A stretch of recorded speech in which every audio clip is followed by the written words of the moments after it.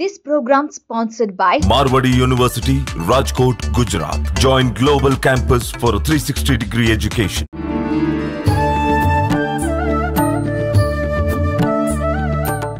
నమస్తే సార్ నేను అడగబోయే విషయం ఏంటంటే అఘోరాలనగానే కొంతమంది అంటే పాజిటివ్గా వాళ్ళు మనకు కనిపించి వాళ్ళతో మనం ఒక ఆశీర్వాదం తీసుకున్నా మాకు చాలా మంచి జరిగింది వాళ్ళు ఒక చెప్తుంటారు. నేను విన్నా చాలాసార్లు మన జేబులోంచి ఒక మనం మనీ నోట్ ఏదైనా ఇస్తే దాన్ని రుద్రాక్షగా మార్చి మాకు ఇచ్చారు, ఆ తర్వాత అంతా మాకు బాగా జరిగింది అని చెప్పి. అసలు నిజంగా అంత పవర్ ఉంటుందా అఘోరాల దగ్గర? కొంతమంది అఘోరాల గురించి కంప్లీట్ రివర్స్లో నెగిటివ్గా చెప్తుంటారు. అసలు నిజంగా మనకు ఒరిజినల్ అఘోరాలు అనే వాళ్ళు ఉన్నారా? ఈ మధ్య కాలంలో ఏదైనా ఉంది అంటే దానికి మనం డూప్లికేట్ ఎలా తయారవుతుందో అలా రకరకాలుగా వచ్చేస్తున్నారు. అసలు అఘోరాలు కరెక్టేనా సార్? ఏంటి అఘోరాల గురించి? అఘోరీస్ యొక్క ఎగ్జిస్టెన్స్ మీరు గమనించినట్టయితే ఫస్ట్ శివుడు ఎత్తిన అవతారం. అంటే తాంత్రికులు ఆ కాళికాదేవి యొక్క శక్తిని అంటే కంప్లీట్గా వాళ్ళ కంట్రోల్లోకి తెచ్చేటప్పుడు వాళ్ళని చేరకుండా ఈయన ఎత్తి ఆపే అవతారం. ఇప్పుడు ఈయన ఏంటంటే ఫుల్ నెగిటివ్ ఫోర్స్తో ఉంటేనే కానీ ఆ రూపాన్ని కంట్రోల్ చేయలేం. ఇప్పుడు మీరు బాగా గమనించారనుకో, అఘోరాలకి ఏ అవసరం లేదు, వాళ్ళకి జనాలతో పని లేదు. వాళ్ళు ఉండే ప్లేస్ కానివ్వండి, వాళ్ళు తినేది కూడా ఏంటంటే శవమాంసాన్ని భక్షిస్తారు. వాళ్ళు కర్మని నిర్మూలించడానికి వస్తారు. అఘోరా బ్లెస్ చేస్తే నాకు జరిగింది అని చెప్పడం అనేది ట్రాష్ అండి, జరగదు. ఎందుకంటే వాళ్ళ దగ్గర ఏం లేదు. వాళ్ళు చాలా మంది నమ్ముతున్నారు కదా సార్. నమ్మడం అంటే కలిసి రావడం, ఆ వైబ్ కొద్దిసేపు కలిసి రావడం, తర్వాత ఫ్యామిలీ ఎగ్జిస్టెన్సీ ఉండదు. ఇప్పుడు ఆయన దగ్గరికి మీరు అఘోరా దగ్గరికి వెళ్తే ఎందుకు వెళ్తారు? పునర్జన్మ లేకుండా చేస్తాడు ఆయన. పునర్జన్మ అంటే ఉన్న జన్మలో కూడా సర్ప్రెస్ చేసే ఎనర్జీ ఉందని కదా. అవును. ఇప్పుడు అలాగే వాళ్ళ డైట్ విధానం కానివ్వండి, వాళ్ళు చేసే ప్రాక్టీసెస్ అన్ని కూడా కాశీలో మీరు ఎగ్జాక్ట్లీ గమనిస్తే హాఫ్ ఆఫ్ ద అఘోరాస్ ఉంటారు, వాళ్ళు అవైలబుల్లో ఉంటారు అక్కడ. ఫుల్ టైం ప్రాక్టీషనర్స్ మీకు కుంభమేళా టైంలోనే ఎగ్జిస్టెన్సీ మీరు చూడొచ్చు. వాళ్ళందరూ ఎక్కడ ఉంటారు, ఏం చేస్తారు అనేది ఎవరికి ఎగ్జిస్టెన్సీలో ఉండదు. వాళ్ళు ఒరిజినల్ వాళ్ళు మీరు ఇప్పుడు అన్న నోటు తీసుకోరు, మీ దగ్గర నుంచి ముట్టుకోరు, వాళ్ళు ఓన్లీ బ్లెస్సింగ్ ఇస్తారు. అది మీకు పునర్జన్మ లేకుండా ఆశీర్వదిస్తారు. కంప్లీట్గా శివతత్వం. ఈ శివతత్వం ప్రాక్టీస్లో మనం ఏం చూస్తామంటే వాళ్ళ దగ్గర ఏమైతే లేవో అవి మీకు బ్లెస్ చేయడానికి కుదరదు. ఇప్పుడు మీరు నవ్వితే నేను నవ్వుతాను. ఇప్పుడు అలాగే ఆ అఘోరీస్ యొక్క జన్మరహస్యం ఏంటి? శివుణ్ణి చేరడం. కుటుంబం కానివ్వండి, రాగద్వేషాలు కలగకుండా, జనాలతో పని లేదు, ఏం లేదు. వాళ్ళకి శవం శివం రెండే కావాలి. వీళ్ళే అఘోరీస్. వీళ్ళకి ఉండే ఎనర్జీస్ కర్మాస్ ఏమైనా ఇంప్రాపర్గా ఉంటే సొసైటీలోకి వస్తారు, ప్రాక్టీసెస్ చేస్తారు వాళ్ళ విధానాల్లో. నేను వాళ్ళని కంప్లీట్గా అఘోరీస్ అన్ను. ఎందుకు అన్నంటే దేర్ 50-50 ప్రాక్టీషనర్స్. ఇప్పుడు నేను వచ్చి మీకు ఒక పొలిటీషియన్కి ఒక అఘోరా వచ్చి ఏం చేస్తారంటే అది నేను నమ్మను. ఒక పొలిటీషియన్ అఘోరా దగ్గరికి వెళ్ళాడని నమ్ముతాను. అంటే అంతే కదా. ఇప్పుడు వెన్ ఐఎమ్ ఒరిజినల్ నేను ఎక్కడికి రాలేను, నేను కానప్పుడు నేను ట్రావెల్ చేస్తాను. వాళ్ళు ట్రావెల్ చేయరు. వాళ్ళు ఒక సర్టన్ ప్లేస్లో స్టిక్ అనే వాళ్ళ ప్రాక్టీసెస్లో, వాళ్ళ యొక్క డైట్లో, వాళ్ళ యొక్క విధి విధానాల్లో వాళ్ళు ఉంటారు. వాళ్ళకి కోరిక, ఎమోషన్ ఏది ఉండదు. మీకు ఇవ్వడానికి వాళ్ళ దగ్గర ఏముందని, మీకు ఇవ్వడానికి ఏముంది? ఏం లేదు. అలాగా ఇవ్వకూడదు. వాళ్ళ దగ్గర ఏం లేకపోతే అఘోరి అయ్యారు. ఆయన మీకు ఎలాగిస్తాడు? అంటే వాళ్ళు చేసే తపస్సులు వీటన్నిటి వల్ల శక్తులు ఉంటాయి కదా. మీరు పేరు ఎగ్జాక్ట్ గా పెట్టి వేరే ప్రాక్టీసెస్ కోసం చెప్తున్నారు. నేను అఘోరా అని చెప్పి నా ప్రాక్టీసెస్, నాకు వచ్చిన ఎన్లైట్మెంట్తో నేను ఏదో చేస్తాను, అది కాదు. యాక్చువల్ అఘోరాకి అవసరం లేదు. ఎందుకంటే ఆయన రాగద్వేషాలు, ఆయన పబ్లిక్ అనవసరం అండి. డెత్ టైంలో ఆయనకు అనిపించింది అనుకోండి, ఆయన బ్లెస్ చేసి వెళ్ళిపోతాడు. నీకు పునర్జన్మ లేదు. ఆయనకి ఇంకోటి కర్మకారకులు ఎవరైనా భూమి మీద పుట్టినప్పుడు, పురుషులు పుట్టినప్పుడు ఆయన వస్తాడు. ఆ ప్లేస్లో ఆయన ఏం చేస్తాడు? మిగిలిన ఎనర్జీస్ని న్యూట్రలైజ్ చేసి వెళ్ళిపోతారు. మనకు సినిమాలో చూపించాడు, ఒక హీరో పుట్టేటప్పుడు ఒక స్వామీజీ ఊర్లోకి ప్రవేశిస్తాడు. ఆ ఊర్లో నార్మల్ ఎనర్జీస్ అన్ని సప్రెస్ చేసి బ్లెస్ చేసి వెళ్ళిపోతాడు. మీరు ఇచ్చింది తీసుకోడు, ఆయన ఇచ్చింది తీసుకోడు. ఎందుకు అంటే కనెక్టివిటీ టు ప్లేస్ అండ్ ఎగ్జిస్టెన్సీ. ఇప్పుడు మనకి సినిమాల్లో చూపినాడు, కృష్ణుడు పుట్టే ముందు ఆదిశేష సర్పం వచ్చారు, నది డివైడ్ అయింది అంటే ఎగ్జిస్టెన్స్ పర్సనాలిటీస్ వచ్చినప్పుడు ఏమవుతుంది అంటే వీళ్ళందరూ వచ్చి వైబ్స్ క్రియేట్ చేసి క్లోజ్ చేసి వెళ్తారు. అందువల్ల యాక్చువల్ అఘోరీకి మీరు చెప్తున్న సిమ్టమ్స్ ఏవి వర్కౌట్ అవ్వవు. అందులో లక్ష్మీదేవి అఘోరీ దగ్గర ఉండదు. ఆయుష్, ఆరోగ్యం ఉంటుందా వాళ్ళ దగ్గర? వాళ్ళు బ్లెస్ చేస్తూ ఉండొచ్చు. ఓకే, అది ప్రాక్టీషనర్స్ అవకాశం. Actual Aghori when he puts leg మన ఇంట్లో పెడితే అది ఇంకా లేదు, జరుగుబాటు ఉండదు, అన్ని దేవుళ్ళు వెళ్ళిపోయినట్టే. కుక్క ఉంటేనే చేయకూడదని శాస్త్రం చెప్పింది కదండి. శాస్త్రంలో కుక్క ఉంటేనే ఇంట్లో కొన్ని పూజలు చేయకూడదు అనేది నియమం. మరి అఘోరీ అంటే ఈ డైరెక్ట్ శివరూపం. ఇప్పుడు ఆయన అన్ని వదిలేసుకుంటేనే అఘోరీ. ఆయన మీకు ఏమి ఇవ్వడు, మీకు మళ్ళీ పుట్టుక లేకుండా చేయగలడు. అంటే ఆయన ఎక్కువ మానవుల మధ్యలోకి రాకపోవడానికి కారణం ఇదే అంటారా? అన్ని తెంచుకుంటేనే అఘోరీ అండి. He can talk directly Shiva అండి. వాళ్ళు ఏంటంటే ఫుల్ ఫోర్స్, వాళ్ళ యొక్క శవము అంటే శివంతో సమానం, వాళ్ళకి ప్రసాదంతో సమానం. కాశీ మీరు ఎప్పుడైనా విజిట్ చేశారనుకోండి, ఇప్పుడు కొద్ది తగ్గింది, డెడ్ బాడీస్ వేయడం ఇలాంటి రూల్స్ అన్ని మార్చారు. మీరు ఈ మధ్యకాలంలో గవర్నమెంట్లో ప్రాబ్లమ్స్ కూడా అదొక కారణం అని చెప్తాను నేను. ఎందుకంటే కాశీలో వేయడం ఆపించారు, గవర్నమెంట్ కొద్ది డౌన్ అయింది. సేమ్ అలాగా ఈ ప్రాక్టీసెస్ అనేవి కూడా అలాగే ఉండాలి. యాక్చువల్ అఘోరీ మీకు ఏమి ఇవ్వరు, బ్లెస్ చెయ్యరు, ఎదుగుదలకు బ్లెస్ చెయ్యరు, సమస్య లేదు. మీకు పునర్జన్మ లేకుండా కర్మల నుంచి విముక్తి కలిగిస్తారు. వాళ్ళు విముక్తి ఇచ్చే వాళ్ళే తప్ప బ్లెస్ చేయడం అనేది ఉండదు. వాళ్ళు డబ్బులు ముట్టుకోరు. ఇప్పుడు వాళ్ళు రుద్రాక్షలు అనేవి కూడా అఘోరీలు వాడరండి. అంటే మధ్యలో ప్రాక్టీస్ చేసే విధానాల్లో యాడ్ చేసుకున్నారు తప్ప వాళ్ళకి విభూదే మెయిన్. రుద్రాక్షస్ అన్ని మధ్యలో ఎగ్జిస్ట్ అయ్యి వచ్చిన ఎనర్జీ ఫీల్డ్స్ అవి. యాక్చువల్ అఘోరీ వాడరు. ఓకే, అఘోరాలు గంజాయి ఇలాంటి మత్తు పదార్థాలు కూడా తీసుకుంటారని చెప్పి వింటాం కదా సార్? గంజాయి మత్తు పదార్థం కాదండి, బాడీలో ఎగ్జిస్ట్ అయి ఉంటుంది, దాన్ని ట్రిగర్ చేస్తారు.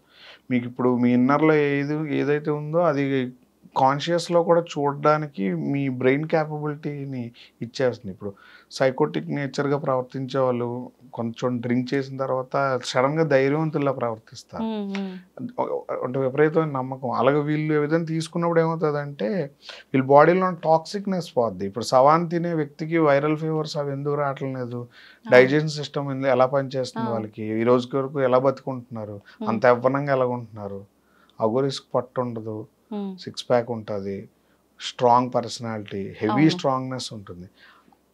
ఏంటి ఒక బ్యాడ్ ఫుడ్ లాగా తీసుకున్నప్పుడు కూడా ఎలాగా ఈ టాక్సిక్నెస్ డైల్యూట్ అవుతుందంటే నేచర్ నుంచి వచ్చింది యాక్చువల్గా. అది గాంజా, మీరు మెరవానా అంటే వజ్రాయుధం అంటారు దాన్ని. అంటే మన తాంత్రిక పూజల్లో హోమాలు వేస్తాం. అది ఏం చేస్తుంది, మీలో ఉన్న టాక్సిక్నెస్ని తగ్గిస్తుంది. దానివల్ల అదేంటంటే అది బ్యాడ్ రెగ్యులర్ పర్సనాలిటీస్కి, వాళ్ళకి కాదు, వాళ్ళకి అది హెల్తీ మెటీరియల్. అది లేనిదే శివుడిని వాళ్ళు చూడలేరు. నిజమైన అఘోర అయితే ఖచ్చితంగా తినాల్సిందే ఉంటుందండి. వాళ్ళు అలాంటి ప్లేసెస్ లో ఎగ్జిస్ట్ అయి ఉంటారు. గంజావనంలో తులసి మొక్కలాగా, తులసి మొక్క పనిచేయదు అక్కడ, ఎగ్జిస్టెన్స్ ఉంటుంది. అఘోరాల వల్ల అసలు అంటే మానవాళికి ఉపయోగం ఏం లేదా సార్? 100% ఉందండి. ఎన్లైట్మెంట్ కర్మాస్ని బ్రేక్ చేసుకోవాలనుకునే వాళ్ళందరూ కూడా వెళ్ళాలి. మీకు ఇందాక మాట అన్నాను కదా, ఏదైతే ఇంకా ఈ కర్మలు ఇవన్నీ వద్దు, నేను ఇక్కడ నుంచి ఏదైనా నా జీవితంలో అన్ని ఆపుకొని కొత్తగా బతకాలంటే వాళ్ళ దగ్గరికి వెళ్ళి మనం వాళ్ళు ఆశీర్వదిస్తే గొప్ప విషయం, కానీ వాళ్ళు వెంటపడి ఒక గురువులా తీసుకోలేరు. ఎందుకంటే అఘోరీ ప్రాక్టీసెస్ చాలా డిఫరెంట్ ప్రాక్టీసెస్. నేను ఈ మధ్యకాలం మీడియాలో చూస్తున్నాను, అఘోరీ ప్రజలతో రిలేటెడ్ అంటే నేను ఒప్పుకోవడానికి కాదు, శాస్త్రం కూడా అది కాదు అసలు. మీరు యాక్చువల్ అఘోరీని ఎవరు టచ్ చేసినా కూడా పబ్లిక్ అనేది అనవసరం వాళ్ళకి. మీరు వచ్చి మీ నుదుటి రేఖలకి కనిపిస్తే చేయలేగుస్తుందండి, లేకపోతే లేకదు. వాళ్ళకి ఫుడ్తో కూడా పని లేదు. ఇప్పుడు ఆహారం అవసరం ఉందనుకోండి, ఎమోషన్ ఉంటుంది, ఫుడ్ ఒక ఎమోషన్ కదా. ఇప్పుడు నాకు ఫుడ్, వెల్త్, లేకపోతే ఏమైనా కొన్ని కావాలి అన్నప్పుడు నాకు అన్ని నా సర్వీసెస్ అన్నీ ఉంటాయి. మీకు ఏమీ లేవు, నేను మీకు ఎందుకు చేస్తా, నాకు అనవసరం. నా కర్మ ఇప్పుడు నేను కంప్లీట్గా ఒక అఘోరీ అయిన ఒక వ్యక్తి ఉంటే మీ నుదుటి రేఖలు ఆయనకు కనిపిస్తాయి, ఆయన బ్లెస్ చేస్తాడు. నువ్వు నీ కర్మ కోసం వచ్చావు నా దగ్గరికి, నేను కూడా అందుకే ఉన్నాను, బ్లెస్ చేస్తాను. మీకు ఇంకా అక్కడ నుంచి డెత్ అయిన తర్వాత మోక్షమే మోక్షమే, పునర్జన్మ ఉండదు, కర్మల నుంచి నివృత్తి అయిపోతారు. సైమల్టేనియస్గా ఉన్న యోగాలన్నీ పోతాయి. ఇప్పుడు ఈ అఘోరాలు వీళ్ళంతా ప్రాక్టీస్ చేసి అలా ఒరిజినల్ అఘోరాగా మారిన వాళ్ళ, లేదంటే భగవంతుడు ఈ సేవ కోసము కొంచెం అంటే లోక కళ్యాణం కోసమే కొంతమందిని దేవుడు సృష్టిస్తాడు అంటారు కదా సార్, అలా తీసుకోవచ్చా అఘోరాలని? లోక కళ్యాణం పార్ట్ ఒకటేనండి. వితౌట్ ఎగ్జిస్టెన్సీ ఆఫ్ టైం ఎవరు వచ్చినా అది తప్పు అంటాను. ఒక్క విషయం జరగాలని ఉంటే ఆ టైంకే ఆ ఎగ్జిస్టెన్సీ వస్తుంది తప్ప ముందున్న 100 ఎగ్జిస్టెన్సీలు వేస్ట్ అనే కదా. ఇప్పుడు మీరు ఏదైతే అంటే ఇప్పుడు అఘోరాలు నార్మల్ గా మనలాగా మానవ మాత్రులే ప్రాక్టీస్ చేసి అలా మారుతారా సాధన వల్ల? అంటే యాక్చువల్గా ఇక్కడ అఘోరీ ప్రాక్టీస్ ఎలా ఉంటుందంటేనండి, మనం ఒక విషయాన్ని ప్రాక్టీస్ చేస్తాం, ఎంతో కొంత మెడిటేట్ చేయడం అండి, ఫోకస్ పెరిగాక కూడా మనలో కొన్ని పాజిటివ్ సైన్స్ వచ్చేస్తాయి, సైకిక్ పెరుగుద్ది. నాకు మిమ్మల్ని చూడగానే ఏదో అనిపిస్తుంది, నేను చెప్పింది నిజమే అవుద్ది, నేను బ్లెస్ చేస్తాను, అది నిజం అవుద్ది. ఇది పట్టుకొని నేను ఆల్రెడీ అచీవ్ అయిపోయానని ట్రావెల్ చేసే విధానం కొద్దిగా డిస్టర్బెన్స్ ఫ్యూచర్ లో వస్తాయి తప్ప యాక్చువల్ ప్రాక్టీస్ అనేది ఉండదు కదా. ఇప్పుడు యాక్చువాలిటీ నాకు ఉందనుకోండి, నేను రానవసరం లేదు. ఇప్పుడు యాక్చువాలిటీ నాకు ఉందనుకోండి, అన్ని వదిలేసుకుంటే నేను రానవసరం. ఇప్పుడు మీరు లోక కళ్యాణం అన్నారు, అందరినీ ఉద్ధరించలేను కదా. లోక కళ్యాణం కోసం పుట్టిన ఒక వ్యక్తినే నేను ఉద్ధరించాలన్నప్పుడు నేను సెర్చ్ చేయను, ఆయన వచ్చినంత వరకు వెయిట్ చేస్తాను. మన మూవీలో ఒక సీన్ చూసినట్టు ఆయన వచ్చినంత వరకు వెయిట్ చేస్తాను, అప్పుడు కానీ నా ఎనర్జీ ఎగ్జిస్ట్ అవ్వదు. అప్పుడు నేను కూర్చోవాల్సిందే. సైమల్టేనియస్గా ఒక విద్యగైనా ఈ ప్రాక్టీసెస్ చేసే వాళ్ళందరూ కూడా ఈ మధ్యనే వచ్చారు, అంతకుముందు లేరుగా. అంటే 50-50 ప్రాక్టీసెస్ ఉన్న వాళ్ళందరూ ఎగ్జిస్ట్ అవుతారు పబ్లిక్ లో. 100% ఉన్న వాళ్ళకి పని లేదు. ఇప్పుడు నాకు చెప్పాను, ఆకలి నాకు పెట్టేవాళ్ళు కావాలి కాబట్టి నేను ఎదుగుతాను, లేదు నాకు సర్వీస్ చేసేవాళ్ళు కావాలి నేను ఎదుగుతాను, ఏమీ లేదు నాకు అవసరమే లేదు, నాకు నేను ఎందుకు వస్తాను. నేను లోక కళ్యాణం కోసం కాదు, ఆ వ్యక్తి వచ్చిన రోజు వస్తాను, అది కూడా వచ్చి ఆయన కోసం వెయిట్ చేయను. నాకు ఏదో కర్మ ఉంటుంది, అది చేసి వెళ్ళిపోతాను. ఆ ఏరియా చుట్టుపక్కల ఏవో శక్తులు ఉంటాయి కదా, వాటిని సప్రెస్ చేసి వెళ్ళిపోతాను. అంటే క్లియర్ చేసి వెళ్ళడం అండి, అంతే.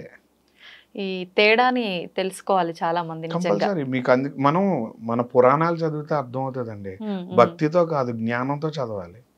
భక్తితో చదివితే కళ్ళు మూసుకుపోతాయి, జ్ఞానంతో చదివితే అర్థం అవుతుంది. నేను మీకు ఒక సింపుల్ ఒక 1 లైన్లో చెప్తా. ఆంజనేయ స్వామి వారి కోసం చిన్నప్పుడు మహిమలు చదివారు, రాముడు వచ్చాక చదివారు, మధ్యలో ఏం చేశారు ఆయన, మహిమలు ఎక్కడ చూపించారు, అలా జరిగింది ఇలా జరిగింది వీరోచితం అని చెప్పలేరు. కార్యకార సంబంధం.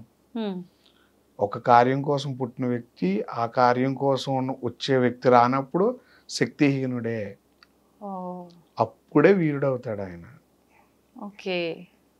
మీకు అర్థమైంది? కార్యకార సంబంధం లేనిదే ఎవరు యోగిలో అవ్వరు, ఏమీ అవ్వరు. మీరు మీ గురువుని ఫైండ్ అవుట్ చేస్తున్న దగ్గర నుంచి బ్లెస్సింగ్ వస్తుంది. మీ యొక్క స్పిరిచువల్ జర్నీలో మీరు ఆ గోరిని కొలాలా లేకపోతే పలానా టెంపుల్కి వెళ్ళాలనేది మీ ఇండివిజువల్ ట్రావెల్. మనుషులు అది వెతకాలి, అది వెతికిన మరుక్షణం కనెక్ట్ అవుతారు. వన్స్ కనెక్ట్ అయిన తర్వాత వేరే చోటకి వెళ్ళొద్దు. నేను అందరికీ చెప్పేది ఇదే, వన్స్ మీ గాడ్ కానీ మీ ఎగ్జిస్టెన్స్ టెంపుల్ కానీ దొరికితే డిఫరెంట్ ప్రాక్టీసెస్ చేయొద్దు, స్టిక్ అయిపోండి. అక్కడికే ప్రతి సంవత్సరం వెళ్ళండి, ఎవ్రీ ఇయర్ వెళ్ళండి. ఎవ్రీ ఇయర్ ఎందుకు వెళ్ళాలంటే గురువు మారిన ప్రతిసారి కూడా ఎనర్జీ ఫార్మ్స్ మారిపోతాయి, అందుకే ఎవ్రీ ఇయర్ వెళ్ళండి. మీ ఎనర్జీ లెవెల్స్ కరెక్ట్గా ఉంటాయి, మీ యోగాలు కరెక్ట్గా ఉంటాయి, మీ లైఫ్ బాగుంటుంది. నేను ఈ సంవత్సరం చెప్పింది వచ్చే సంవత్సరం జరగకపోవచ్చు, ఎందుకంటే వచ్చే సంవత్సరం డిఫరెంట్ క్లైమాటికల్ కండిషన్స్. అప్పుడు మనకు మెట్రో పడిపోయింది అనుకోండి, అదే రోడ్డు మారిపోద్ది కదా. సేమ్ అలాగా మన లైఫ్ జర్నీలో కూడా మనం బ్లెస్ అవ్వాలంటే ఈ జన్మలో మనకు కనెక్టివిటీ ఉన్న స్పిరిచువాలిటీస్ మెటీరియల్స్ని పట్టుకొని ఆ సాధనలో వాళ్ళకి అంకితంగా నడిస్తే మనం లగ్జరియస్గా బతుకుతాం. ఇప్పుడు మనం ఫాలో అవుతున్నాం అండి, కార్పొరేట్ ఫాలో అవటం లేదు, అపర్ కోటీస్ వాళ్ళు ఫాలో అవటం లేదు, అదర్ కంట్రీస్ అసలు ఫాలో అవ్వవు మన మెథడ్స్ని. ఇప్పుడు వాళ్ళు కరెక్ట్ మనం వేస్ట్ అనుకోలేము. ఎవరి నమ్మకం వాళ్ళది. అన్ని కంట్రీస్లో రిచువల్స్ ఉన్నాయి, మీరు అది మర్చిపోకూడదు. అన్ని కంట్రీలో రిచువల్స్ ఉన్నాయి. రిచువల్స్ ఎక్కడి నుంచి వచ్చాయి? అకల్ ప్రాక్టీసెస్ కదా. Okay, thank you sir, thank you very much.